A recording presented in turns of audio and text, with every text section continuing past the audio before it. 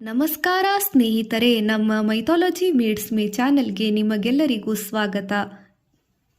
ನಮ್ಮ ಸನಾತನ ಸಂಸ್ಕೃತಿಯಲ್ಲಿ ಮಹಿಳೆಯರು ಭಕ್ತಿಯಿಂದ ಆಚರಿಸುವ ಅತ್ಯಂತ ಪ್ರಮುಖ ವ್ರತಗಳಲ್ಲಿ ಒಂದು ವರಮಹಾಲಕ್ಷ್ಮಿ ವ್ರತ. 2026ರಲ್ಲಿ ಆಗಸ್ಟ್ 21 ಶುಕ್ರವಾರದಂದು ವರಮಹಾಲಕ್ಷ್ಮಿ ವ್ರತವನ್ನು ಆಚರಿಸಲಾಗುತ್ತದೆ. ಈ ವ್ರತವು ವಿಶೇಷವಾಗಿ ಕರ್ನಾಟಕ, ಆಂಧ್ರಪ್ರದೇಶ, ತೆಲಂಗಾಣ, ತಮಿಳುನಾಡು ಮತ್ತು ದಕ್ಷಿಣ ಭಾರತದ ಹಲವು ಭಾಗಗಳಲ್ಲಿ ಬಹಳ ಭಕ್ತಿಯಿಂದ ಆಚರಿಸಲಾಗುತ್ತದೆ. ವರಮಹಾಲಕ್ಷ್ಮಿ ಎಂದರೆ ಭಕ್ತರಿಗೆ ವರವನ್ನು ಅನುಗ್ರಹಿಸುವ ಮಹಾಲಕ್ಷ್ಮಿ ಎಂಬ ಭಾವನೆ. ಮಹಾವಿಷ್ಣುವಿನ ಜೊತೆಗೆ ಸೇರಿ ಪೂಜಿಸುವ ಹಬ್ಬ. ಈ ವ್ರತದ ಸಂದರ್ಭದಲ್ಲಿ ಮಹಿಳೆಯರು ಕುಟುಂಬದ ಆರೋಗ್ಯ, ಜಾಗೃತಿ, ಸಂತೋಷ, ಸೌಭಾಗ್ಯ, ಸಮೃದ್ಧಿ ಮತ್ತು ಶ್ರೇಯಸ್ಸಿಗಾಗಿ ದೇವಿಯನ್ನು ಪ್ರಾರ್ಥಿಸುತ್ತಾರೆ. ಇಂದಿನ ವಿಡಿಯೋದಲ್ಲಿ ನಾವು ಕೆಲವು ಪೂಜಾ ವಿಧಾನಗಳನ್ನು, ಈ ವ್ರತದ ಹಿನ್ನೆಲೆ ಏನು, ಚಾರುಮತಿ ಯಾರು, ಈ ವ್ರತವನ್ನು ಶುಕ್ರವಾರವೇ ಏಕೆ ಆಚರಿಸುತ್ತಾರೆ, ವ್ರತವನ್ನು ಏಕೆ ಕಟ್ಟುತ್ತಾರೆ, ಸಂತೋಷಕ್ಕೆ ಕಲಶಕ್ಕೆ ಏಕೆ ಮಹತ್ವ, ಯಾವ ರೀತಿ ಪೂಜೆ ಮಾಡುತ್ತಾರೆ, ನೈವೇದ್ಯದ ಮಹತ್ವ ಏನು ಮತ್ತು ವ್ರತದ ನಿಜವಾದ ಆಧ್ಯಾತ್ಮಿಕ ಸಂದೇಶವೇನು ಎಂಬುದನ್ನು ಸಂಪೂರ್ಣವಾಗಿ ತಿಳಿದುಕೊಳ್ಳೋಣ ಬನ್ನಿ. ವರಮಹಾಲಕ್ಷ್ಮಿ ವ್ರತ ಎಂದರೇನು? ವರಮಹಾಲಕ್ಷ್ಮಿ ಎಂಬ ಹೆಸರು ಎರಡು ಪ್ರಮುಖ ಅರ್ಥಗಳನ್ನು ಹೊಂದಿದೆ. ವರ ಎಂದರೆ ವರವನ್ನು ನೀಡುವವಳು, ಮಹಾಲಕ್ಷ್ಮಿ ಎಂದರೆ ಶ್ರೀ ಮತ್ತು ಮಂಗಳದ ದೇವತೆ. ಹೀಗಾಗಿ ವರಮಹಾಲಕ್ಷ್ಮಿ ವ್ರತವು ದೇವಿಯ ಅನುಗ್ರಹಕ್ಕೆ ಮಾಡುವ ಒಂದು ಪವಿತ್ರ ವ್ರತ ಮತ್ತು ಪೂಜಾ ಆಚರಣೆ ಸಮಾರಂಭ. ಇದನ್ನು ವಿಶೇಷವಾಗಿ ಶ್ರಾವಣ ಮಾಸದ ಶುಕ್ಲ ಪಕ್ಷದ ಶುಕ್ರವಾರದಂದು ಆಚರಿಸುವ ಪರಂಪರೆ ದಕ್ಷಿಣ ಭಾರತದಲ್ಲಿ ಪ್ರಸಿದ್ಧವಾಗಿದೆ. ಆದರೆ ಒಂದು ಮುಖ್ಯ ವಿಷಯ, ಪ್ರದೇಶಾನುಸಾರ ಪಂಚಾಂಗ ಮತ್ತು ಆಚರಣೆಯಲ್ಲಿ ವ್ಯತ್ಯಾಸಗಳು ಇರಬಹುದು. ಆದ್ದರಿಂದ ನಮ್ಮ ಸ್ಥಳೀಯ ಪಂಚಾಂಗ ಮತ್ತು ಕುಟುಂಬದ ಸಂಪ್ರದಾಯವನ್ನು ಆಚರಿಸುವುದು ಉತ್ತಮ. 2026ರ ಕರ್ನಾಟಕದಲ್ಲಿ ಆಗಸ್ಟ್ 21ರಂದು ವರಮಹಾಲಕ್ಷ್ಮಿ ವ್ರತವನ್ನು ಆಚರಿಸಲಾಗುತ್ತದೆ. ಈ ವ್ರತದ ಉದ್ದೇಶ ಏನು? ವರಮಹಾಲಕ್ಷ್ಮಿ ವ್ರತವನ್ನು ಕೇವಲ ಹಣ ಮತ್ತು ಸಂಪತ್ತಿಗಾಗಿ ಮಾಡುವ ವ್ರತ ಎಂದು ಅರ್ಥ ಮಾಡಿಕೊಳ್ಳುವುದು ಸರಿಯಲ್ಲ. ಭಕ್ತಿ ಭಾವದಿಂದ ಮಹಾಲಕ್ಷ್ಮಿ ದೇವಿಯ ಆರಾಧನೆ ಮೂಲಕ ಕುಟುಂಬದ ಆರೋಗ್ಯ, ಆಯಸ್ಸು, ಸೌಭಾಗ್ಯ, ಸಂತೋಷ, ಧನ, ಧಾನ್ಯ ಮತ್ತು ಶ್ರೇಯಸ್ಸಿಗಾಗಿ ಪ್ರಾರ್ಥಿಸುವುದು ಅತಿ ಉತ್ತಮ. ವೈವಾಹಿಕ ಮಹಿಳೆಯರು ತಮ್ಮ ಕುಟುಂಬದ ಕ್ಷೇಮಕ್ಕಾಗಿ ವ್ರತವನ್ನು ಆಚರಿಸುವುದು ಬಹಳ ಪ್ರಸಿದ್ಧ. ಅವಿವಾಹಿತ ಮಹಿಳೆಯರು ತಮ್ಮ ಜೀವನದಲ್ಲಿ ಶುಭ ಮತ್ತು ಮಂಗಳಕ್ಕಾಗಿ ದೇವಿಯನ್ನು ಆರಾಧಿಸುವ ಸಂಪ್ರದಾಯ ಕೆಲವು ಕುಟುಂಬದಲ್ಲಿ ಇದೆ. ಚಾರುಮತಿ ಕತೆ. ವರಮಹಾಲಕ್ಷ್ಮಿ ವ್ರತಕ್ಕೆ ಸಂಬಂಧಿಸಿದ ಕಥೆಗಳಲ್ಲಿ ಪ್ರಸಿದ್ಧವಾದ ಒಂದು ಕತೆ ಇದೆ, ಚಾರುಮತಿಯ ಕತೆ. ಈ ಕತೆ ಜನಪ್ರಿಯವಾಗಿ ಸ್ಕಂದ ಪುರಾಣದ ವರಮಹಾಲಕ್ಷ್ಮಿ ವ್ರತ ಕಥನದೊಂದಿಗೆ ಸಂಬಂಧಿಸಿದೆ. ಕತೆ ಪ್ರಕಾರ ಚಾರುಮತಿ ಎಂಬ ಸ್ತ್ರೀ ತನ್ನ ಪತಿ ಮತ್ತು ಕುಟುಂಬದ ಬಗ್ಗೆ ಭಕ್ತಿ ಮತ್ತು ಭಾವದಿಂದ ಕರ್ತವ್ಯ ನಿಷ್ಠೆಯಲ್ಲಿ ಜೀವನ ನಡೆಸುತ್ತಿದ್ದಳು. ಹೀಗೆ ಅವಳ ಭಕ್ತಿ ಮತ್ತು ಸದಾಚಾರದಿಂದ ಸಂತುಷ್ಟಳಾದ ಮಹಾಲಕ್ಷ್ಮಿ ದೇವಿಯು ಅವಳಿಗೆ ಸ್ವಪ್ನದಲ್ಲಿ ದರ್ಶನ ನೀಡಿದಳು ಎಂದು ಕತೆ ಹೇಳುತ್ತದೆ. ದೇವಿಯು ಚಾರುಮತಿಗೆ ತನ್ನನ್ನು ವಿಶೇಷ ವ್ರತದಿಂದ ಆರಾಧಿಸುವಂತೆ ಸೂಚಿಸಿದಳು. ಚಾರುಮತಿ ಆ ವ್ರತವನ್ನು ಶ್ರದ್ಧೆಯಿಂದ ಆಚರಿಸಲು ಸಿದ್ಧಳಾದಳು.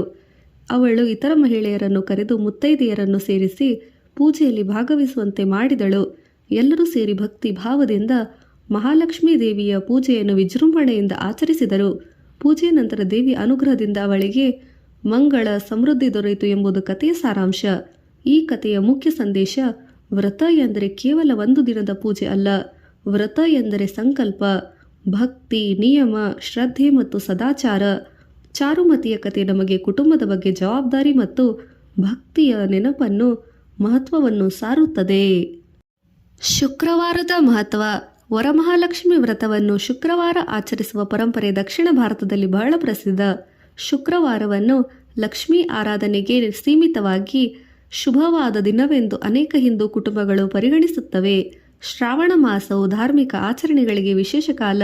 ಮಳೆಗಾಲದಿಂದ ಭೂಮಿ ಹಸಿರಿನಿಂದ ತುಂಬುವ ಸಮಯ. ಹೊಸ ಧಾನ್ಯ, ಕೃಷಿ ಚಟುವಟಿಕೆಗಳೊಂದಿಗೆ ಸಂಬಂಧ, ಜೀವನವು ಗಟ್ಟಿಯಾಗುವ ಕಾಲ. ಹೀಗಾಗಿ ಸಮಯದಲ್ಲಿ ಸಮೃದ್ಧಿಯ ದೇವತೆಯಾದ ಮಹಾಲಕ್ಷ್ಮಿ ದೇವಿಯನ್ನು ಆರಾಧಿಸುವುದು ನಮ್ಮ ಕೃಷಿ ಮತ್ತು ಕುಟುಂಬದ ಕೇಂದ್ರಿತ ಸಂಸ್ಕೃತಿಯನ್ನು ಕೂಡ ಸಂಬಂಧ ಹೊಂದಿದೆ. ಆದರೆ ಯಾವುದೇ ಒಂದು ಆಚರಣೆಗೆ ಒಂದು ಕಾರಣವು ಒಂದು ಶಾಸ್ತ್ರಗಳಲ್ಲಿ ಅಂತಿಮವಾಗಿ ಅನ್ವಯಿಸಬೇಕು ಎಂದು ಹೇಳಲಾಗುವುದಿಲ್ಲ. ಪ್ರದೇಶ ಮತ್ತು ಪರಂಪರೆಯ ಪ್ರಕಾರ ವಿವರಣೆಗಳು ಬದಲಾಗಬಹುದು. ವ್ರತದ ಹಿಂದಿನ ಸಂಕಲ್ಪ. ವ್ರತದ ಅತ್ಯಂತ ಮುಖ್ಯವಾದ ಭಾಗ ಸಂಕಲ್ಪ. ಪೂಜೆ ಆರಂಭದಲ್ಲಿ ಭಕ್ತರು ತಮ್ಮ ಉದ್ದೇಶವನ್ನು ಮನಸ್ಸಿನಲ್ಲಿ ಸ್ಪಷ್ಟಪಡಿಸುತ್ತಾರೆ. ಉದಾಹರಣೆಗೆ, ನಮ್ಮ ಕುಟುಂಬದಲ್ಲಿ ಆರೋಗ್ಯಕ್ಕಾಗಿ, ಕುಟುಂಬದ ಶಾಂತಿಗಾಗಿ, ಸೌಭಾಗ್ಯಕ್ಕಾಗಿ, ಧನ ಧಾನ್ಯ ಸಮೃದ್ಧಿಗಾಗಿ, ಮಕ್ಕಳ ಶ್ರೇಯಸ್ಸಿಗಾಗಿ, ವಿದ್ಯೆ ಆರಂಭಕ್ಕಾಗಿ, ಮನಸ್ಸಿನ ಶಾಂತಿಗಾಗಿ ಎಂಬ ಭಾವನೆಯೊಂದಿಗೆ ದೇವಿಯನ್ನು ಪ್ರಾರ್ಥಿಸಬಹುದು. ಆದರೆ ಸಂಕಲ್ಪ ಎಂದರೆ ದೇವರೊಂದಿಗೆ ವ್ಯಾಪಾರ ಮಾಡುವುದಲ್ಲ. ನಾನು ಪೂಜೆ ಮಾಡುತ್ತೇನೆ, ನೀನು ನನಗೆ ಹಣ ಕೊಡಬೇಕು ಎಂಬ ಮನೋಭಾವಕ್ಕಿಂತ ನಮ್ಮ ಜೀವನದಲ್ಲಿ ಧರ್ಮಪೂರ್ಣವಾದ ಸಮೃದ್ಧಿ ಇರಲಿ, ಅದನ್ನು ಸತ್ಕಾರ್ಯಕ್ಕಾಗಿ ಬಳಸುವ ಬುದ್ಧಿ ನೀಡು ಎಂಬ ಭಾವನೆ ಶ್ರೇಷ್ಠ. ಪೂಜೆಗೆ ಬೇಕಾದ ತಯಾರಿ. ವ್ರತದ ದಿನ ಬೆಳಿಗ್ಗೆ ಮನೆಯನ್ನು, ಪೂಜಾ ಸ್ಥಳವನ್ನು ಸ್ವಚ್ಛಗೊಳಿಸಬೇಕು. ಅನೇಕ ಕುಟುಂಬಗಳಲ್ಲಿ ಮನೆಯ ಬಾಗಿಲಿಗೆ ತೋರಣ ಕಟ್ಟಲಾಗುತ್ತದೆ, ರಂಗೋಲಿ ಅಥವಾ ರಂಗವಲ್ಲಿಯನ್ನು ಹಾಕಲಾಗುತ್ತದೆ. ಪೂಜಾ ಸ್ಥಳದಲ್ಲಿ ಮಂಟಪವನ್ನು ಸಿದ್ಧಪಡಿಸಲಾಗುತ್ತದೆ. ನಂತರ ಕಲಶವನ್ನು ಸಿದ್ಧಪಡಿಸಲಾಗುತ್ತದೆ. ಕಲಶದಲ್ಲಿ ಸಂಪ್ರದಾಯಾನುಸಾರ ನೀರು, ಅಕ್ಷತೆ, ಅರಿಶಿನ, ನಾಣ್ಯ ಮತ್ತು ಇತರ ಶುಭ ದ್ರವ್ಯಗಳನ್ನು ಇಡಬಹುದು. ಮಾವಿನ ಎಲೆಗಳನ್ನು ಇಟ್ಟು ಮೇಲೆ ತೆಂಗಿನಕಾಯಿಯನ್ನು ಇರಿಸಲಾಗುತ್ತದೆ.